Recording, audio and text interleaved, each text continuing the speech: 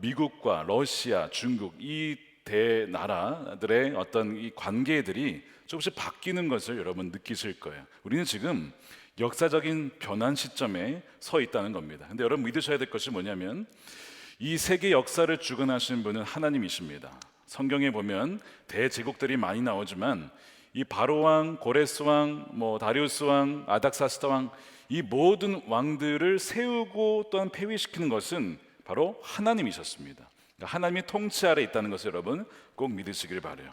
또 한 가지는 그 전환 시점에 하나님은 하나님의 사람들을 부르시고 사용하십니다. 자, 노아의 홍수 때 노아를 부르셔서 방주를 준비하게 하셨습니다. 바벨탑 사건 이후에 이 아브라함을 부르셨죠. 출애굽을 위해서 모세를 부르시고 가나안 땅을 위해서 여호수아를 부르시고, 그 다음에 이 포로기 이후 그 시점에서 다니엘과 에스라와 느헤미야를 하나님 사용하십니다. 그러니까 전환 시점에 하나님 반드시 쓰시는 사람들이 있어요. 저는 여러분들이 하나님에 의해서 역사의 전환 시점에 신실하게 쓰임받는 주의 종들이 되시기를 축복합니다. 정말 너무나 중요한 시점에 우리가 서 있다는 걸 아셔야 돼요. 하나님이 왜 이런 시점을 우리에게 주셨고 역사를 전환시키는가? 하나님의 영광과 하나님의 권위를 회복하시기 위함입니다.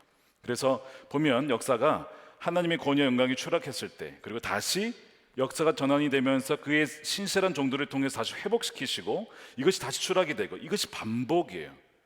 코로나를 지나면서 사실 우리 한국교회를 비롯한 기독교의 위상이 많이 줄어들었죠. 약해졌죠. 그러나 하나님은 다시 하나님의 영광을 회복시킬 사람들을 세우신다는 것이죠. 그런 교회를 세우신다는 것입니다. 지금 이제 요단강 앞에 여호수아와 이스라엘 백성들이 도착을 했어요. 이 요단강은 평소에는 이렇게 건널 만한 그런 강입니다. 그래서 너비가 한 30m에 깊이가 한 50cm 정도에서 깊어야 한 2m 넘는, 그러니까 그렇게 큰 강이 아니죠. 근데 이 추수 때가 되면은 북쪽에서의 눈이 녹고 또한 늦은 비로 인하여서 비가 이렇게 내리면서 범람을 하게 돼요. 제반까지 물이 찹니다. 그럼 어느 정도로 커지게 되냐면 이 너비가 한 1.6km, 원마일 정도 커지고, 그다음 깊이는요, 깊은 곳은 한 30m까지도 깊어진다는 거예요. 그러니까 건널 수가 없는 강이 되어 버리는 것이죠. 근데 바로 그때에 이스라엘 백성들이 도착을 합니다. 여러분, 건널 수가 없는 거예요. 그리고 성경 잘 읽어보시면 3일을 거기에 머물러요. 그러니까 아무것도 할 수 없는 3일, 무기력한 3일. 나의 무기력과 동시에 하나님만이 하실 수 있다라고 하는 기간이 이 3일이라는 기간인 것입니다. 어떤 사람들은 요단강을 꼭 건너야 되냐, 건너갈 수가 없는데 그렇다고 언제까지 우리가 기다릴 거냐 해서 요단강을 건너지 않으려고 하는 사람들이 있을지도 모르겠습니다. 자, 여러분 꼭 기억하셔야 됩니다. 홍해를 건너는 것과 요단강을 건너는 것은 다르다는 거예요. 영적 여정에 홍해가 있고 또한 요단강이 있음을 여러분 아셔야 됩니다. 홍해를 건넌다는 것은 애굽이라고 하는 죄의 속박에서 하나님의 은혜로 건져주신 것이거든요. 근데 그때의 핵심이 뭐가 있냐면 어린 양이 있습니다. 즉 예수 그리스도의 죽으심이죠. 그로 말미암아 그들이 살고 홍해를 건너게 돼요. 그것은 구원을 상징하는 것이고 죄 사함을 상징하는 것입니다. 근데 하나님이 우리를 구원하신 것은 그것만이 아니에요. 우리를 건져주신 것은 그냥 그걸로 건짐 받고 죄 사함 받고 끝이 아니라 우리를 약속하신 땅으로 들어가게 하시려고 건져주신 거예요. 그러니까 중요한 것은 건짐받고 들어가야 되거든요. 주님과 동행하며 주님이 약속하신 땅에서 살아야 되거든요. 근데 드린 것처럼 많은 사람들이 그 유업을 누리지 못한 채 이 홍해와 요단강 사이에 머무른다는 거예요. 그래서 홍해는 예수님의 구세주 되심, 우리를 죄를 사해 주시는 구세주 되심을 말하는 거라면, 이 요단강을 건너는 것은 나의 죽음입니다. 십자가에서 내가 죽었습니다. 자아의 죽음을 경험하고 고백한 이들만이 요단강을 건너가요. 그러면 비로소 정말 그들을 통해서 하나님이 일하시고 그들에게 예배하신 유업을 누리게 된다는 겁니다. 자, 왜 출애굽 1세대가 여러분 가나안 땅에 들어가지 못했죠? 이유를 분명히 얘기를 해요. 왕이신 하나님께 순종하지 않았기 때문입니다. 민수기 14장 22절 말씀이죠. 나의 영광을 보고도 내가 이집트와 광야에서 보여준 이적을 보고 10번이나 거듭 나를 시험하고 내 말에 어떻게 해요? 순종하지 않은 사람들은 어느 누구도 내가 그들의 조상들에게 주기로 한 그 땅을 못 볼 것이다.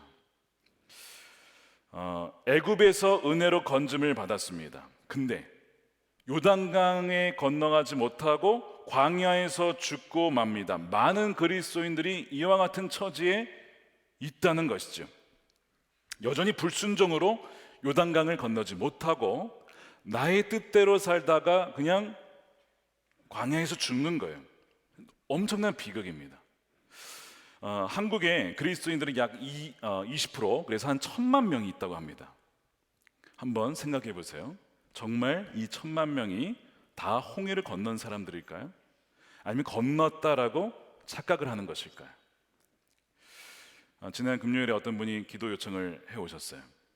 자녀의 문제, 재정의 문제, 여러 가지 문제가 참 많아서 들어도 참 너무 힘드시겠다라는 마음이 들었습니다. 근데 이제 이렇게 대화를 하다 보니까 궁금한 것이 이분에게 예수님이 누구실까? 근데 이분이 저희 교인이 아니었거든요.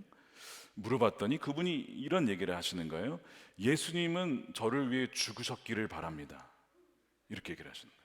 죽으셨기를 바랍니다.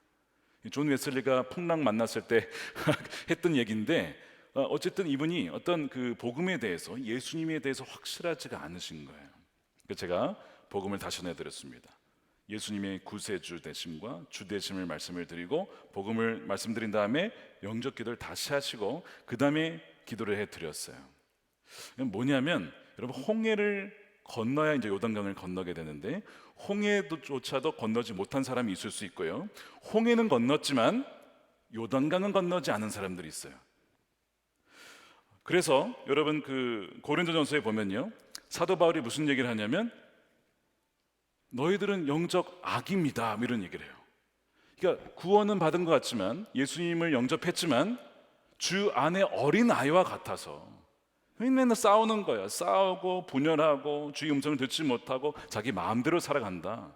그렇게 살면 안 된다라고 얘기를 하죠. 그러면서 계속 그렇게 살아가다 보면 이렇게 됩니다 하면서 고린도서 10장에 이런 얘기를 해요. 광야에서, 그러니까 출애굽을 했지만 광야에서 결국에는 죽고만, 그렇게 되어서는 안 됩니다. 이 기록이 왜 우리에게 전해졌습니까? 본보기가 되어서 우리에게 경고하기 위해 주신 말씀입니다. 이런 얘기가 나오죠. 출애굽 1세대 홍해를 건넌 사람 중에 요단강 건넌 사람 몇 명이죠? 2명입니다. 2명이에요. 하나님은 그들을 위해서 다 마련해 주셨어요. 그런데 그들이 믿지 못하고 순종하지 못해서 단 갈렙과 여호수아만 요단강을 건너게 되죠. 여러분, 광야라는 것은 물론 하나님이 주신 어떤 고난의 광야, 훈련의 광야가 있습니다. 하지만 불순종으로 말미암아 돌게 되어지는 그런 광야도 있어요. 내가 지금 어느 위치에 있는지 한번 보셔야 됩니다. 주님이 우리를 위해서 어마어마한 것을 마련하셨어요. 고린도전서 2장 9절 말씀에 그러나 성경에 기록한 바 눈으로 보지 못하고 귀로 듣지 못한 것들, 사람의 마음에 떠오르지 않은 것들을 하나님께서는 자기를 사랑하는 사람들에게 마련해 주셨다. 그러니까 저와 여러분들을 위해서 마련하시고 이 땅에 우리를 보내주신 분명한 목적과 뜻이 있습니다. 여러분들의 그 모든 계획 가운데 살아가고 계십니까? 아니면 그것을 누리지 못한 채 중도의 광야에 머물러 거기에서 혹시 죽어가고 있지는 않습니까? 그거를 돌아보셔야 돼요. 그래서 우리는 요단강을 건너가야 한다는 겁니다. 자, 그러면 어떻게 건너갈 수 있는가? 인간의 힘으로는 건너갈 수 없어요. 그러나 하나님께서 오늘 말씀을 통해서 3가지 단계를 말씀하셨습니다. 첫 번째는요, 성결이에요. 성결. 자, 5절 말씀에 이렇게 되어 있습니다. 여호수아가 백성에게 말하였다. 당신들은 자신을 성결하게 하시오. 주님께서 내일 당신들 가운데 놀라운 일을 이루실 것입니다. 이 성결이라는 이 히브리어 카도시는 하나님을 위해서, 특별한 일을 위해서 자신을 구별해 놓다, 따로 떼어 놓다라는 뜻입니다. 하나님께서 우리에게 놀라운 일을 행하실 것인데, 그러므로 자신을 구별해 두라는 거예요. 세속에 물들지 않도록 하라는 것입니다. 근데 이것은 단지 청결이 아니라, 겉으로만 깨끗한 것이 아니라 순결을 포함합니다. 순결은 뭐예요? 우리 안에 정결함, 그래서 불순물이 제거되는 거죠. 우리 안에 숨겨져 있는 야망과 잘못된 동기들을 완전히 깨끗하게 정결케 하라는 거예요. 그래서 하나님을 위해 사는 것일 뿐만 아니라 하나님이 내 삶을 인도하시는 것이고 하나님이 모든 것을 행하셨다라고 영광 드리는 그 일, 그것이 이 성결이에요. 그래서 두 마음을 품지 않는 거예요. 오직 그리스도만 바라보는 것이죠. 주님이 하십니다. 주님이 나를 통해 하시되 주님이 하신 것입니다. 이것이 이제 성결이거든요. 이거를 하라는 거예요. 그래서 이 말씀을 여호수아는 본인에게 어떻게 적용하냐 이렇게 됩니다. 자, 지금 여호수아 입장에서는 굉장히 리더십에 부담이 있는 상황이에요. 여전히 많은 사람들이 여호수아 리더십에 대한 불신을 갖고 있습니다. 아직도 뭐 증명한 것이 없어요. 여호수아는 정말 모세처럼 잘할 수 있을까? 정말 말씀을 전할 수 있을까? 정말 순종하며 나아갈 수 있을까? 여러 가지 의구심이 있죠. 여호수아 입장에서는 자기를 증명해 보고 싶은 마음이 있을 겁니다. 근데 그때 하나님께서 여호수아에게 직접 말씀을 해요. 모세에게 했던 것처럼 7절 말씀인데 참 놀라운 격려의 말씀입니다. 주님께서 여호수아에게 말씀하셨다. 바로 오늘부터 내가 너를 모든 이스라엘 사람이 보는 앞에서 위대한 지도자를 세우고 내가 모세와 함께 있던 것처럼 너와 함께 있다는 사실을 그들이 알게 하겠다. 여호수아에게 어마어마한 힘이 되었을 겁니다. 자, 그러면 이럴 수도 있어요. 야, 이것을 하나님 나한테 이렇게 말씀하셨어. 사람들에게 자랑하기도 싶고 또한 이것을 어떻게든 드러내고 싶은 마음이 있을 거예요. 그러나 여호수아 그 다음을 보면요, 사람들에게 말씀을 전할 때 어떤 말을 하느냐? 이 7절에 있는 말씀, 자기에게 하신 이 참 놀라운 말씀을 전하지 않습니다. 무슨 얘기만 하냐면 하나님이 여러분들 가운데 함께 하십니다. 하나님이 여러분들의 대적을 물리치실 것입니다. 그러므로 힘을 내십시오. 무슨 얘기냐면 자기에게 개인적으로 주신 말씀은 전하지 않아요. 그건 자기만 품는 거예요. 얼마든지 자랑할 수도 있고 드러낼 수도 있지만 그렇게 하지 않는 거예요. 이것이 뭐예요? 성결입니다. 그 안에 조금이라도 숨겨져 있는 불순물, 나라고 하는 내 자신을 드러내고 싶은 불순물을 쫙 없애는 것이죠. 그리고 하나님이 함께 하신다라는 것만 드러내는 겁니다. 자, 이 여호수아가 이것을 어디서 배웠을까요? 모세를 통해 배운 거예요. 모세가 참 위대한 지도자였지만 가나안 땅에 들어가지 못한 이유가 무엇입니까? 분노 아닙니다. 분노가 그 어떠한 하나의 통로가 되긴 했지만 분노가 아니라 하나님이 하신 일을 하나님이 하셨다라고 명확하게 구별하지 않았다는 거예요. 하도 사람들이 물을 달라고 하니까 분노하면서 막대기로 반석을 쳤어요. 원래 하나님은 말만 하라고 했는데 막대기를 치니까 치는 순간 물이 나오니까 사람들이 볼 때 무슨 생각을 하냐면 아, 이게 하나님이 주신 건가 아니면 모세가 쳐서 나온 건가 헷갈리는 거죠. 구별을 했어야 되는데 이거는 전적으로 하나님이 주신 거예요. 근데 모세가 치는 바람에 혼동이 왔어요. 하나님 그때 하신 얘기가 너가 나의 일을 구별하지 않았다. 그러므로 너는 그 땅에 들어가지 못한다. 이거였거든요. 여호수아가 그것을 봤어요. 아, 성결이구나. 오로지 하나님이 기이한 일을 하신 것이고 통로가 되더라도 그분이 아니면 나는 아무것도 아니라고 하는 그 싱글 포커스라고 하는 거룩 성결을 먼저 주님 말씀하신 것이고 자신에게 적용한 거예요. 여러분 기억하십시오. 요단강을 건너려면 먼저는 뭐라고요? 성결이에요. 성결. 선교 중요하죠. 먼저는 선교가 아니라 성결입니다. 자, 두 번째는 뭐냐면 너무나 잘 아는 건데 우리가 놓치는 겁니다. 경청하라입니다. 앞서가시는 하나님의 말씀을 경청하라는 거예요. 자, 오늘 본문에 가장 많이 나온 단어 중 하나가 언약궤입니다. 언약궤는 하나님의 임재를 상징하고 하나님의 말씀을 상징해요. 근데 그 언약궤가 먼저 앞서가요. 앞서간다는 것은 하나님이 인도하신다는 것이고 동시에 말씀이 우리 앞에 서서 이끌어간다는 거예요. 자, 그러려면 우리는 그분의 음성을 경청해서 그냥 듣는 게 아니에요. 경청해서 들어야 합니다. 어제 여러분에게 주신 주의 말씀은 무엇이었습니까? 여러분 기억나십니까? 들으셨습니까? 몇 달 전에 우리 목사님 면접이 있었는데요. 그런 질문을 들었어요. 오늘 아침에 목사님께 주님이 주신 말씀은 무엇입니까? 뭐 거창한 게 아니에요. 오늘 아침에 묵상한 본문이 뭐였냐 그걸 물어봤는데요. 기억을 못 하시는 거예요. 아마 잊어버렸거나 묵상을 안 하셨거나 못 들으셨거나 뭐 셋 중에 하나겠죠. 여러분 우리가요 이럴 수 있어요. 듣는 게 당연하고 목자의 음성을 따라가는 것이 양임에도 불구하고 우리는 경청하지 않는 잘못된 습관을 갖고 있는 경향이 있습니다. 그래서 오늘 9절에 여호수아가 이스라엘 자손에게 이르되 이리 와서 너희 하나님 여호와의 말씀을 들으라. 그러니까 3일간 지금 아무런 일이 없다가 말씀을 통해서 알려주시고 그 다음에 일이 하나씩 진행이 돼요. 이제 하나님이 움직이신다는 거예요. 그러면 경청해야 어떤 일을 하시는지 어디로 가시는지 알 거 아니에요. 지금 여러분들에게 이 예배를 통해서 주님이 주시는 음성은 무엇인지 여러분 들으셔야 돼요. 지금 하나님이 말씀하신 이 말씀을 통해서 우리에게 지금 말씀하고 계시거든요. 그거를 들은 사람은요 믿음이 생기고 보게 됩니다. 지난주에 라합처럼 들음에서 믿음이 생겨서 와, 하나님의 나라가 이 땅에 오는구나 하는 것이 보여지는 것이죠. 그리고 자신의 인생을 걸잖아요.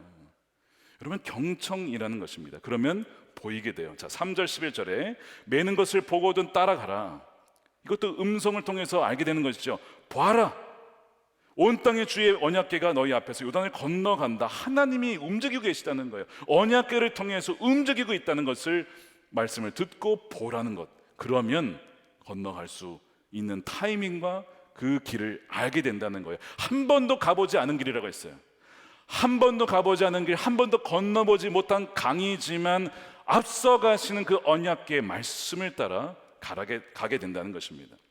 지난 금요 성령 집회 때 북한 선교에 대한 말씀을 나눴더니 예배 끝나고 어떤 분이 그러시는 거예요. 자기가 최근에 북한 선교 동역자를 만났는데 다시 한번 확증으로 받았습니다. 그 얘기를 하셨어요. 다음 날 어떤 제 동역자 어떤 한 분이 식사를 하다가 자기가 어린 시절에 북한 선교에 대한 마음을 품은 이야기를 하시면서 그것이 생각이 나면서 주님이 다시 한번 저에게 말씀하셨습니다. 어떤 분은 일기에다가 그 얘기를 또한 쓰셨고, 어떤 분은 저에게 카톡을 또한 보내시면서 어떤 학생이 있는데 지금 공부를 하고 있는데 꿈은 자기의 영광이 아니라 북한이 열리기를 기도하며 준비한다, 뭐 이런 얘기들을 이제 하시는 거예요. 그러니까 다 여러 방면을 통해서 주시는 것은 말씀을 듣고 경청하고 반응하는 이들이었습니다. 자, 여러분들에게 지난 주말에 주신 말씀은 여러분 무엇이었습니까? 또한 지난 한 달 내내 우리 교회에서 계속 여러분들에게 말씀한 것이 또 하나 있습니다. 오늘까지도 말씀한 것이 있습니다. 선교 헌금에 대한 말씀을 드렸어요. 그렇죠? 여러분 약정하셨습니까? 여러분, 우리 교회의 역사를 보면요, 망할 수밖에 없었던 부도 위기에 있었던 교회가 살아난 이유가 뭐냐? 몇 가지가 있는데 그 중에 하나가 뭐냐면 선교입니다. 가장 선교를 우선이다. 건축헌금 선교가 우선이다. 그래서 힘든 때에도, 빚이 그렇게 많을 때에도 우리가 선교를 포기하지 않았어요. 주님이 그것을 기쁘게 여기셨다는 거예요. 그래서 이 교회에 필요한 것들을 다 채워주시고 이제는 교회들을 살리고 또한 선교를 감당할 수 있는 그런 교회를 하나님이 세워주셨거든요. 여러분, 그 마태복음 말씀에 보면 너희는 먼저 그의 나라와 의를 구하라, 그리하면 너희에게 이 모든 것을 더하여 주시리라. 약속의 말씀이 있어요. 근데 왜 더해 주시지 않을까요? 내가 먼저 그의 나라와 의를 구하지 못한 것은 아닌가. 여러분, 그걸 생각해 보셔야 돼요. 지금 주님께서 내게 먼저 그의 나라를 위해서 내가 찾고 구하고 순종해야 될 것이 무엇인가를 말씀을 하고 계시다는 거예요. 여러분, 이 말씀을 잘 듣다 보면요, 정말 하나님께서 각양각색 여러 가지 환경을 통해서 우리에게 말씀하심을 보게 됩니다. 제가 아까 북한 선교 얘기했지만 지난주에 뉴스 중에 이런 게 있었어요. 북한이 갑자기 열릴 수 있습니다. 여러분, 갑자기 열릴 수 있어요. 여러분, 해방이 갑자기 온 거 아시죠? 사람들은요, 일제가 망할 줄 몰랐어요. 일본이 망할 줄 몰랐다고. 갑자기 해방이 찾아온 거예요. 북한도 갑자기 열릴 수 있다는 거예요. 곳곳에서 사인들이 있습니다. 그러니까 그때 주님께서 말씀하시면서 하시는 게 언약궤가 이미 움직이고 있다. 너는 그것을 듣고 있냐? 보고 있느냐? 우리에게 지금 말씀을 하고 있는 것이죠. 세 번째입니다. 자, 우리가 경청했다면 꼭 반드시 해야 될 것이 여러분 순종입니다. 근데 이해되지 않아도 하는 순종이에요. 믿는 자가 순종하지만 순종하는 자가 믿는 자입니다. 그리고 순종하는 자가 믿게 돼요. 그 놀라운 비결인데요, 오늘 말씀이 무슨 얘기를 하냐면 요단강이 갈라지면 건너라가 아니라 갈라지지 않았지만 먼저 언약궤를 메고 제사장들이 들어가라는 거예요. 이상한 말씀을 하세요. 이해되지 않는 말씀을 하세요. 그런데 제사장들이 그 말씀에 이해되지는 않지만 순종해서 발바닥을 강에 딱 닿는 순간, 딱 닿자마자 요단강이 그치게 되고 물이 그치고 길이 열리게 되는 것입니다. 여러분, 이해해야만 움직이려는 자아가 우리 안에 있어요. 이해되어야만 순종하고 싶은 자아가 우리 안에 있습니다. 그래서 요단강을 못 건너는 거예요. 아까 말씀드렸잖아요. 홍해는 뭐라고요? 예수님의 죽으심을 의미한다면 요단강을 건너라면요, 자아의 죽음이 분명해야 됩니다. 그래야만 하나님이 우리를 쓰실 수가 있고 우리 통해 역사하실 수 있고 우리 위해서 예비하신 유업을 누릴 수가 있다는 거예요. 그러니까 사도 바울이 무슨 고백을 합니까? 나는 이미 예수 그리스도와 함께 죽었다는 고백과 동시에 나는 날마다 죽노라. 그러니까 사도 바울은 날마다 요단강을 건넙니다. 자기가 보기에는 도무지 안 될 것 같은 선교, 그러나 날마다 죽음을 고백하니까 길이 열리는 거예요. 막혔던 길이 열리고 정말 하나님이 기가 막힌 방식으로 그를 쓰셨다는 것을 보게 되죠. 바로 그것이 비결이었던 것입니다. 그래서 오늘 여호수아 3장 16절 보면 물이 멈추고 사람들이 다 건너게 돼요. 200만 명이 건넜으니까 대략 반나절 이상, 아마 오랜 시간이 걸렸을 겁니다. 그러나 그 가운데 여전히 제사장들은 순종하여서 언약궤를 메고 든든하게 서 있는 거예요. 순종하는 이들을 통해서 역사의 변환의 시점에 하나님은 그들을 통해서 일하셨다라는 것입니다. 저는 바라기를 여러분들이 이해되지 않아도 순종의 발걸음 내딛는 정말 축복의 사람들이 되시기를 축복합니다. 정말 그 사람들의 주님은 지금도 찾으신다는 거예요. 가정의 제사장들을 통해서, 직장의 제사장들을 통해서, 여러분들의 삶에서 하나님은 그런 사람들을 찾으세요. 몇 달 전에 한 레스토랑에 갔습니다. 우리 교우가 운영하시는 레스토랑이에요. 주중에도 사람들이 많이 오지만 주말에도 많이 오죠.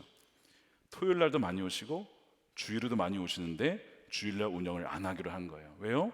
말씀에 내 안식일을 거룩하게 지켜라. 그날은 주님께 온전히 예배 드리는 날, 그렇게 결단을 하고 딱 닫은 거예요.